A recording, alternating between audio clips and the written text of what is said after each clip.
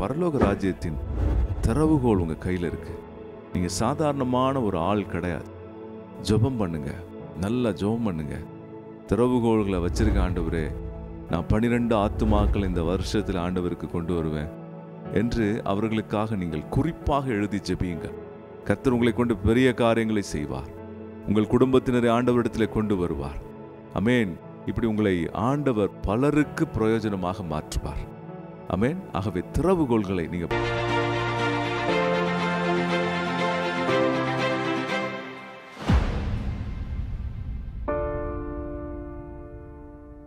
கர்த்தருக்குள் பிரியமானவர்களே, உங்கள் யாவரையும் ஆண்டவராகிய இயேசுவின் நாமத்தில் நான் வாழ்த்தி இந்த செய்திக்கு வரவேற்கிறேன். ஆண்டவர் தம்முடைய சீஷனாகிய பேதுருவை பார்த்து ஒரு வார்த்தையை சொன்னார். அது சரித்திர புகழ்பெற்ற ஒரு வாக்கியமாக இருக்கிறது. அவர் பேதுருவை பார்த்து இவ்வாறாக சொல்லுகிறார். மத்தேயு 16ஆம் அதிகாரம் 19ஆம் வசனத்திலே இவ்வாறு சொல்லுகிறார். பரலோக ராஜ்யத்தின் திறவுகோள்களை நான் உனக்கு தருவேன். பூலோகத்திலே நீ கட்டுகிறது எதுவோ அது பரலோகத்திலும் கட்டப்பட்டிருக்கும். பூலோகத்திலே நீ கட்டவிழ்ப்பது எதுவோ அது பரலோகத்திலும் கட்டவிழ்க்கப்பட்டிருக்கும் என்றார். பேதுருவை பார்த்து சொல்லுகிறார், திறவுகோள்களை நான் உனக்கு தருகிறேன். பரலோக ராஜ்யத்தின் திறவுகோள்கள். அதை கொண்டு நீ யாருக்கு திறக்கிறாயோ அவர்களுக்கு திறக்கப்படும், நீ யாருக்கு கட்டவிழ்க்கிறாயோ அவர்களுக்கு கட்டவிழ்க்கப்பட்டிருக்கும் என்று சொல்லுகிறார். அன்பானவர்களே, திறவுகோள்கள் என்பது அதிகாரத்தை குறிக்கிறதாக இருக்கிறது. திறவுகோள்கள் இரகசியங்களை காக்கிற உக்கிரானத்துவத்தின் ஒரு காரியமாக இருக்கிறது. திறவுகோள்கள் நம்முடைய வல்லமையை குறிக்கிறது. திறவுகோள்கள் என்பதை குறித்து நான் உங்களுக்கு பேச விரும்புகிறேன். அன்பானவர்களே, கர்த்தர் உங்களுக்கு திறவுகோள்களை கொடுக்கிறார். இந்த வசனங்கள் பேதுருவுக்கு மாத்திரம் சொந்தமல்ல, உங்களுக்கும் எனக்கும் இந்த வார்த்தைகள் பொருத்தமானது. அவர் திறவுகோள்களை கொடுத்து நம் வாழ்க்கைக்குரிய இரகசியங்களை அறிந்து கொள்ளும்படி நம்மை நடத்துகிறார். ஒருமுறை என்னுடைய வீட்டிலே நான் ஒரு சாவி கொத்தை எடுத்து ஒரு பூட்டை பூட்டுவதற்கு முயற்சி செய்து கொண்டிருந்தேன். அது இரவு நேரமாக இருந்தது. என்னுடைய பழக்க தோஷத்தினால நான் என்ன செஞ்சேன், இந்த சாவி தான் அதற்குரியது என்று சொல்லி அந்த பூட்டினை பூட்டி விடலாம் என்று ரொம்ப நேரம் ட்ரை பண்ணேன். அந்த தப்பான கீயை போட்டு அந்த பூட்டை நான் பூட்ட முயற்சி பண்ணேன். தப்பான கீ போட்டால் பூட்டுகள் திறக்காது அல்லது பூட்ட முடியாது. சரியான சாவிகளை பயன்படுத்த வேண்டும். சரியான திறவுகோள்களை பயன்படுத்த வேண்டும். திறவுகோள்களை பற்றி சில காரியங்களை சொல்லப் போகிறேன். உங்களுக்கு மிகுந்த பிரயோஜனமாக இருக்கும். நீங்கள் கர்த்தருடைய பிள்ளையாக இருக்கிறீர்கள். அவருடைய கையில் அலங்காரமான கிரீடமாக இருக்கிறீர்கள். ராஜ முடியாக இருக்கிறீர்கள். உங்கள் கையில் அவர் திறவுகோள்களை கொடுத்திருக்கிறார். உங்களை அவர் அலங்கரிக்க விரும்புகிறார். அதிகாரத்தினால், ஆசீர்வாதத்தினால், நன்மையினால் அலங்கரிக்க விரும்புகிறார். உங்களை ஒருபொழுதும் அவர் சிறுமைப்படுத்தி வேதனைப்படுத்தி அதன் மூலம் உங்களை அழகுபடுத்தணும்னு அவர் நினைப்பதில்லை. தேவன் நம்மை சிட்சிக்கிறவராக இருந்தாலும் கர்த்தர் நம்மை அழகு பார்க்க விரும்புகிறவராக இருக்கிறார். அன்பானவர்களே, இந்த நாளில் அவர் திறவுகோள்களை தருகிறார். உங்கள் கையில் அதிகாரங்களை கொடுக்கிறார். உங்கள் நன்மைகளை பெற்றுக்கொள்வதற்கு அந்த அதிகாரங்களையும் அந்த வெளிப்பாடுகளையும் நீங்கள் பெற்றுக்கொள்ள வேண்டும் என்று தேவன் விரும்புகிறார். ஆம் அன்பானவர்களே, ஏன் இந்த திறவுகோள்களை பேதுருவுக்கு கொடுத்தார் என்பதை ஒரு வசனத்தின் மூலம் உங்களுக்கு சொல்ல விரும்புகிறேன். ஒரு சில வசனங்களுக்கு முன்பதாக ஆண்டவராகிய இயேசு பேதுருவை பார்த்து மற்ற சீஷர்களை பார்த்து ஒரு கேள்வி கேட்கிறார். என்னை ஜனங்கள் யார் என்று சொல்லுகிறார்கள் என்று கேட்கிறார். அப்பொழுது ஒவ்வொரு சீஷர்களும் உம்மை தீர்க்கதரிசி என்று சொல்லுகிறார்கள், இறைவாக்கினர் என்று சொல்லுகிறார்கள், சிலர் எரேமியா என்றும் சிலர் எலியா என்றும் சிலர் யோவான் ஸ்நானன் என்றும் சொல்லுகிறார்கள் என்று பலதரப்பட்ட பதில்களை கொடுக்கிறார்கள். அப்பொழுது பேதுரு அந்த நேரத்தில் சொல்லுகிறார், நீங்க மட்டும்தான் மெய்யான கிறிஸ்து. அந்த வசனத்தை உங்களுக்காக வாசிக்கிறேன். சீமோன் பேதுரு பிரதியுத்தரமாக, நீர் ஜீவனுள்ள தேவனுடைய குமாரனாகிய கிறிஸ்து என்றான். இயேசு சொல்லுகிறார், இதை உனக்கு மாம்சமும் இரத்தமும் வெளிப்படுத்தவில்லை, பரலோகத்தில் இருக்கிற என் பிதாவே உனக்கு வெளிப்படுத்தினார் என்று சொல்லுகிறார். இயேசுவை அறிகிற அறிவு, இயேசுவை உள்ளத்திலே அறிகிற அறிவு, இயேசுவை ஆழமாக தனிப்பட்ட முறையில் அனுபவபூர்வமாக அறிகிற அறிவு உங்களுக்கு பரலோக ராஜ்யத்தின் திறவுகோள்களை கொண்டு வருகிறது. அன்பானவர்களே, அதைத்தான் நாம் மறுபடியும் பிறப்பிக்கப்படுகிறோம் என்று ஆண்டவருடைய வார்த்தைகளிலே தெரிந்து கொள்கிறோம். ஆண்டவராகிய இயேசு நிகதோமுவை பார்த்து சொன்னார், யோவான் 3ஆம் அதிகாரத்திலே, நீ ஜலத்தினால் பிறக்க வேண்டும், நீ ஆவியினால் மறுபடியும் பிறக்க வேண்டும். நாம் மறுபடி பிறக்கும் பொழுது நம்முடைய ஆவி, ஆத்துமா, சரீரம் புதுப்பிக்கப்படுகிறது. நாம் மறுபடி பிறக்கும் பொழுது நம்முடைய ஆவி தேவனோடு கூட ஒன்றாக இணைக்கப்படுகிறது. ஆமன்பானவர்களே, இந்த நாளிலே நீங்கள் இயேசுவை மெய்யாக உங்கள் உள்ளத்திலே அறிந்து கொள்ளும் பொழுது, உங்கள் மனசில் அறிந்து கொள்ளும் பொழுது, உங்களுடைய மூளை அறிவில் அல்ல, உங்கள் மனதின் ஆழத்தில் அறிந்து கொள்ளும் பொழுது உங்களுக்கும் அவருக்கும் ஒரு இணைப்பு ஏற்பட்டு விடுகிறது. இதை பரலோகத்தில் இருக்கிற தேவன் பரிசுத்த ஆவியின் மூலம் தருகிறார். அதற்கு பின்பு உங்கள் கையில் சாவிகள் வருகிறது, பரலோக ராஜ்யத்தின் சாவிகள். எவர்களுக்கு நீங்கள் கட்டுகிறீர்களோ அது கட்டப்படும், எவர்களை நீங்கள் கட்டவிழ்க்கிறீர்களோ அவர்களை கட்டவிழ்ப்பீர்கள். ஆமன்பானவர்களே, உங்களுக்கு எதிராக எழும்புகிற எல்லா பொறாமையின் ஆவிகள், பொல்லாத ஆவிகள், எரிச்சலின் ஆவிகளை நீங்கள் ஜெயிக்க முடியும். ஆமென். நீங்கள் போராட்டங்களை ஜெயிப்பீர்கள். நீங்கள் இந்த அதிகாரத்தை பயன்படுத்தி இந்த உலகத்தின் ஆவியை ஜெயிப்பீர்கள். இச்சைகளின் ஆவிகளை ஜெயிப்பீர்கள்.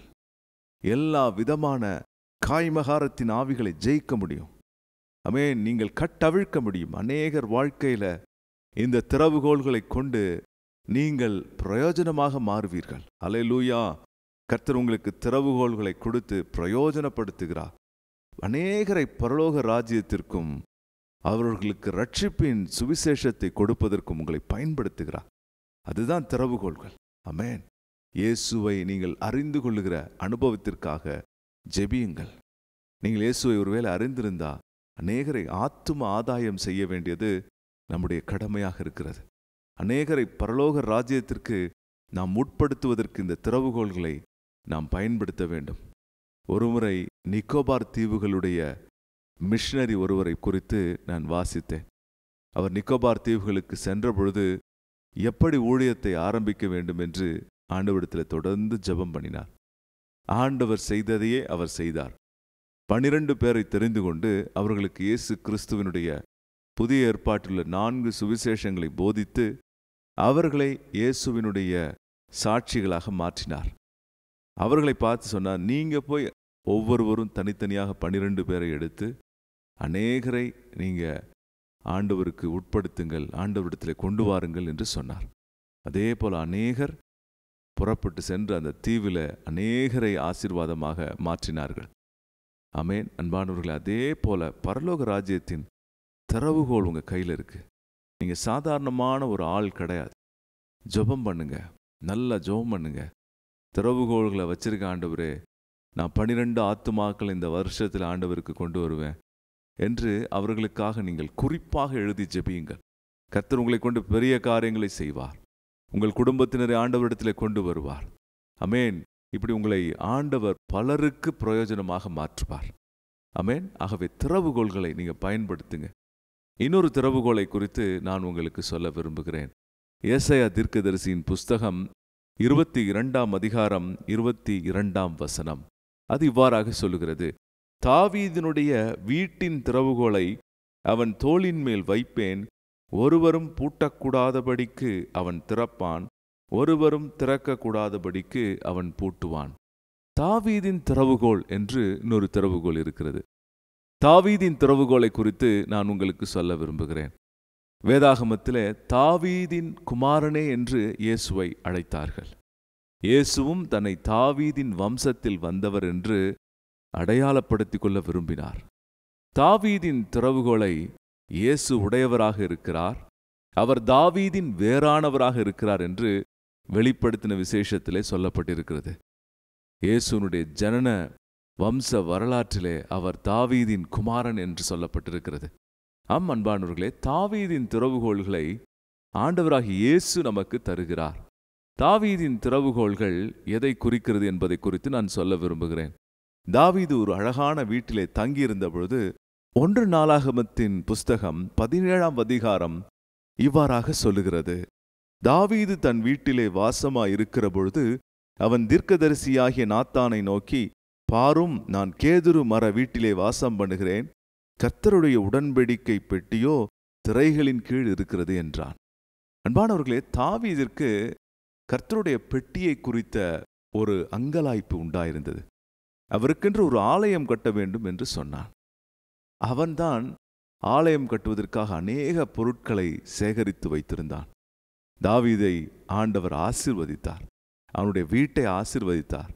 தீர்க்கதரிசியாகிய நாத்தானை கொண்டு சொன்னார், நீ அல்ல, உன் குமாரன் எனக்கு ஆலயத்தை கட்டுவான் என்று சொன்னான். ஆம் அன்பானவர்களே, அப்படி தாவீது வாஞ்சையோடு இருந்தபடியினால் தாவீதின் திறவுகோள்கள் என்று அவனை அவர் ஆசீர்வதித்தார். இந்த புதிய ஏற்பாட்டில் அவன் ஆலயம் கட்ட வாஞ்சித்தபடியினாலே இயேசு கிறிஸ்துவின் மூலமாக நீங்களே நானே அந்த ஆலயமாக இருக்கிறோம்.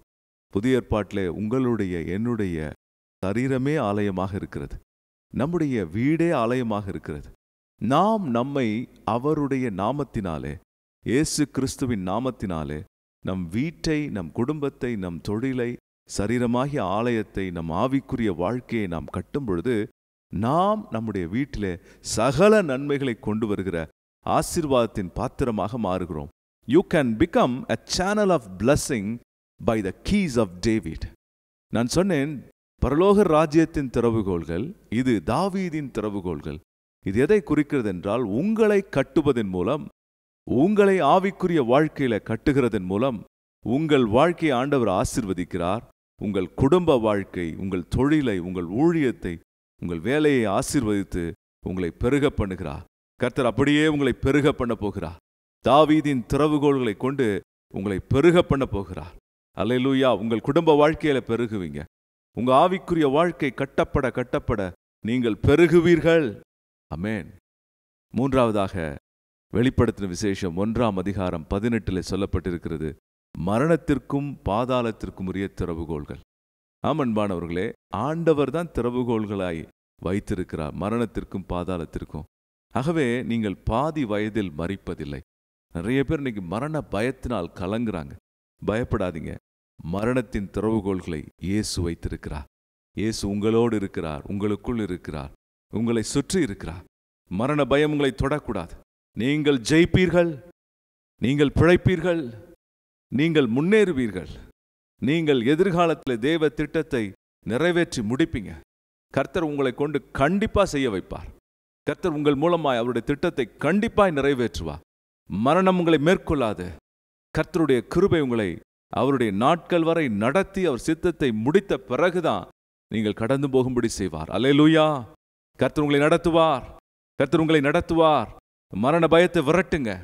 எனக்கு குறித்த நாள் வரை நான் பிழைத்திருப்பேன், நான் ஜெயிப்பேன் சொல்லுங்க.